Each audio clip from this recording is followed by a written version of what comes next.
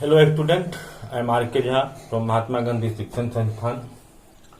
आज हम इस वीडियो में क्लास 9th के लिए मैथमेटिक्स का chapter linear equation in two variables, और ये linear equation in two variables आज ये पार्ट 2 है, जिसमें ये एनसीईआरटी के एक्सरसाइज 4.2 और इस एक्सरसाइज में आज हम समझेंगे सॉल्यूशन ऑफ लीनियर इक्वेशन।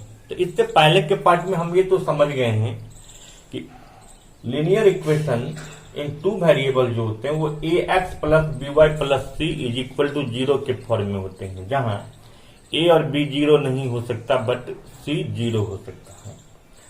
तो अब है कि सॉल्यूशन ऑफ लीनियर इक्वेशन। तो सॉल्यूशन ऑफ लीनियर इक्वेशन में आखिर होता क्या है, क्या किस तरह के क्वेश्चन आते हैं।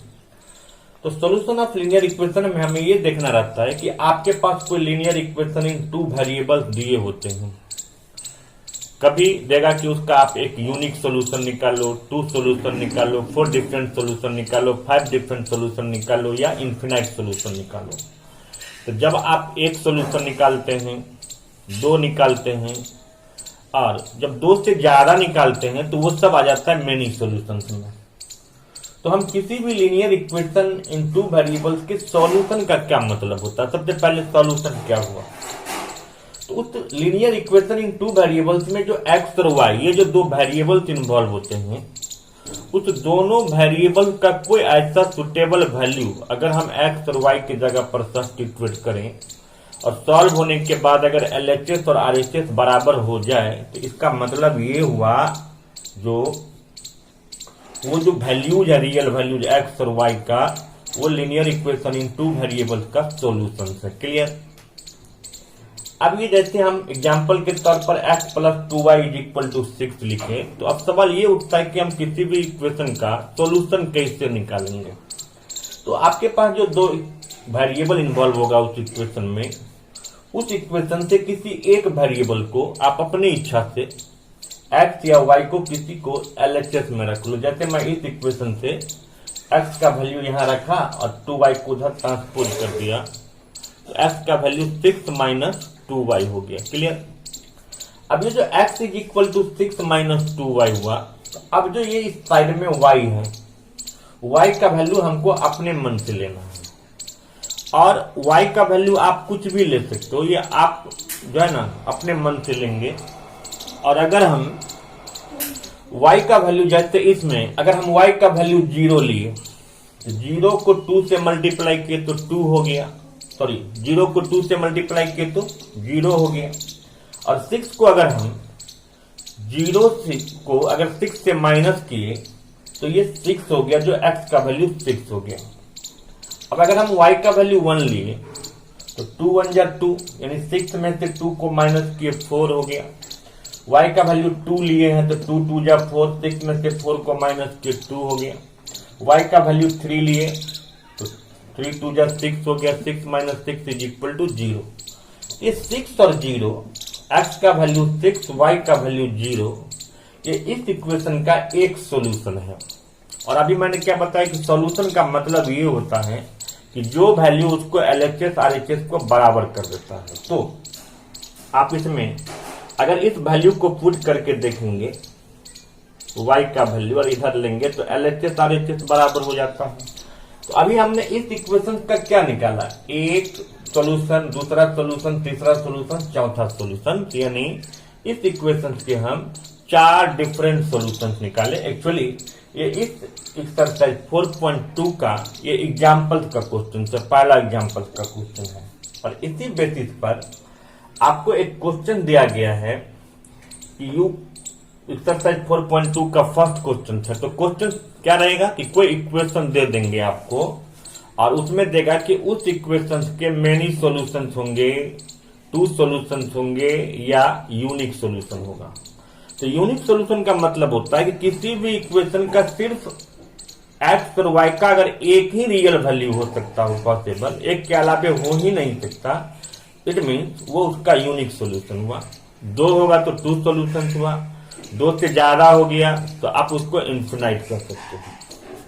तो अब क्या है कि अगर हम यहाँ जैसे y is equal to 3x plus 5, पहला क्वेश्चन में क्या है कि इसके कितने सॉल्यूशंस होंगे, यूनिक होंगे, 2 सॉल्यूशंस होंगे या इनफिनिटली मेनी सॉल्यूशंस होंगे। तो अभी जो मैंने आपको इस एग्जांपल्स में समझाया कि किसी भी इक्वेशन के आप डिफरेंट सॉल्यूशन कैसे निकालते हो, तो हमने यहाँ इक्वेशन लिखा है y = 3x + 5, ये फर्स्ट क्वेश्चन है। तो हम इसका भी एक टेबल बनाए। यहाँ जैसे हम x का वैल्यू पहले 0 लिए, तो 0 को 3 से मल्टीप्लाई किए, 0 बन गया, 0 को 5 में प्लस कर दिए 5, y का वैल्यू 5 हो गया। x का वैल्यू 1 लिए, तो 1 3 जा 3 + 5 8, y का वैल्यू हो गया। x का वैल्यू 2 लिए, तो 3 2 जा 6 + 5 ये 11 हो गया। तो अभी देखिए इस तरह से और भी कई वैल्यू इंफिनाइट तक आप निकाल सकते हो। इसका मतलब क्या हुआ कि इस इक्वेशंस के इंफिनाइट सॉल्यूशन है। क्लियर? तो ये तो समझ में आ गया कि किसी भी इक्वेशन का हम डिफरेंट सॉल्यूशंस कैसे निकाल सकते हैं इस मेथड से। अगर आपके पास कोई इक्वेशन दिया हो तो उसके यूनिक सॉल्यूशंस होंगे, 2 सॉल्यूशंस होंगे या मेनी सॉल्यूशंस होंगे, वो भी हम बता सकते हैं। अब है फिर क्वेश्चन 2 में एक सॉल्यूशन, जैसे ये तो क्वेश्चन नंबर 2, एक्चुअली यही क्वेश्चन नंबर 2 था कि जब मेरे पास कोई इक्वेशन दिए हो तो किसी भी इक्वेशन का कहेगा कि find 2 solutions, find 3 solutions, find 4 different solution. तो आप इसी तरह से टेबल बना के जो जस्टिफाई करेगा जो रियल वैल्यूज x और y को, जहां LHS RHS बराबर होगा वहीं उसके सॉल्यूशंस होंगे। जितने सॉल्यूशंस कहेंगे उतने आप इसके वैल्यू निकाल दोगे। तो इसका मतलब इस इक्वेशन का 6 0 एक सॉल्यूशन हुआ, 4 1 एक सॉल्यूशन हुआ, 2 2 एक सॉल्यूशन हुआ, 0 3 एक सॉल्यूशन हुआ। और आप भी जानते हो कि इसके अलावा और भी कई सारे वैल्यू हो जा सकते हैं। तो लेकिन इस तरह के क्वेश्चंस में क्या होता है, सबसे बड़ी जो बातें होती हैं कि एज ए स्टूडेंट अगर हम इसको बनाते हैं अपने मन से, हम समझ भी गए, हम बना भी लेते हैं, हम इससे जाते हैं आंसर मैच करने के लिए। क्योंकि क्वेश्चन दिया है तो कुछ ना कुछ उसके आंसर दिए होंगे, और बहुत ऐसे आंसर होते हैं जो इंडिपेंडेंट होता है, मतलब वो वैरी भी कर सकता है। जैसे ऐसा नहीं, तो मैंने ये तो नहीं बताया कि जो मैंने वैल्यू लिया वही वैल्यू लेना है। आपको ये बताया गया कि इस तरह से इस इक्वेशन के सॉल्यूशन निकाल सकते हैं, और ऐसे इसके इनफिनाइट सॉल्यूशन हो सकते हैं। तो इट मीन हम जो निकालेंगे वो मैच भी कर सकता है, नहीं भी मैच कर सकता है। तो आप किसी भी इक्वेशन का सॉल्यूशन 2 4 5 10 20 1 2 कुछ भी आप नंबर ऑफ सॉल्यूशन निकाल सकते हो। क्लियर? अब है कि अगर कोई इक्वेशन दिया हो, जैसे यहाँ एक इक्वेशन है x - 2y = 4। अब इसके ये सॉल्यूशन दिए हैं 0 2 2 0 4 0 √2 4 √2 1 1। मैंने 1 2 पहला दूसरा चौथे पांचवा को काट दिया है, क्रॉस कर दिया, और इसको मैंने टिक लगाया है। तो ये एक तरह से MCQ ऑब्जेक्टिव क्वेश्चन है, जहां पर एक इक्वेशन दिया, इसके 5 सॉल्यूशन दिए हैं। सॉल्यूशन तो आप समझ गए कि सॉल्यूशंस में कोऑर्डिनेट के फॉर्म में लिखा होता है, ऑर्डर पेयर होता है।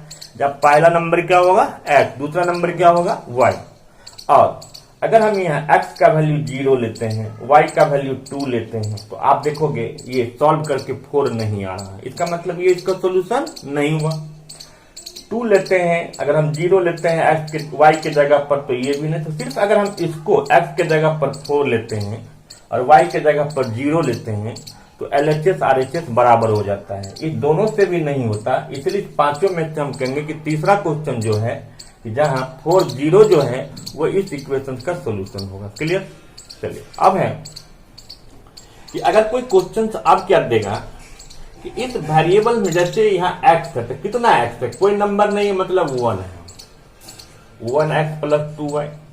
तो ऐसा तो नहीं है कि x का जो कोफिशिएंट होता है वो a कहलाता है, b का कोफिशिएंट b कहलाता है, लेकिन a और b 1 नहीं होगा या 2 होगा, ऐसा कोई जरूरी नहीं, कोई भी रियल वैल्यू हो सकता है। तो अब क्या करेगा कि x और y का कोफिशिएंट जो है कोई रियल नंबर नहीं देके कोई लेटरल टर्म दे देगा। जैसे 2x + 3y = k, तो यहाँ a तो 2 दिया है, b 3 दिया है, और ये c के जगह पर इसको दे दिया k को। अब इसमें कह रहा है कि हमको k का वैल्यू निकालना। तो किसी भी इक्वेशन में अगर a b और c में कोई मिसिंग टर्म दे देगा, कोई लेटरल टर्म दे देगा, और वहां हमको उसका वैल्यू निकालना है, तो निश्चित है कि उस इक्वेशन का सॉल्यूशन दिया होगा, और उस इक्वेशन के जो सॉल्यूशन दिए होंगे तो कभी कभी इस तरह से लैंग्वेज में लिखेगा कि इफ x = 2 y = 1। थोड़ा सा ये ज्यादा इजी हो जाता है। क्लियर हो गया कि x का वैल्यू 2 है, y = 1 है। बट इसी क्वेश्चन को अगर ये लिख दे कि find the value of k if 2 1 is the solution of this equation. तो 2 1 का मतलब अंडरस्टूड है कि इसमें x का वैल्यू 2 है, y का वैल्यू 1 है। इसका मतलब इस इक्वेशन में अगर हम x के जगह पर 2 पुट करें और y के जगह पर 1 पुट करें तो आप देखिए 2 2 जा 4 प्लस 3 इंटू 1 3, तो 4 प्लस 3 इज इक्वल टू के, 4 प्लस 3 इज इक्वल टू कितना 7, इसलिए k का वैल्यू क्या 7 आ गया। तो कोई भी इक्वेशन है, किसी भी इक्वेशन में अगर कोई मिसिंग टर्म दे देगा तो उसका वैल्यू निकालने के लिए उसके सॉल्यूशन दिए होंगे। उस सॉल्यूशन में दो फॉर्मेट में हो सकता है कि साफ क्लियर रहेगा कि x का वैल्यू कितना है, y का वैल्यू कितना है। अगर ब्रैकेट में सॉल्यूशन दे दिया तो पहला जो नंबर होगा वो x का वैल्यू होगा, बाद के जो नंबर होंगे वो y का वैल्यू होगा, और इस तरह से हम इसको वैल्यू को पुट करेंगे, सॉल्व करेंगे तो ये बन जाएगा।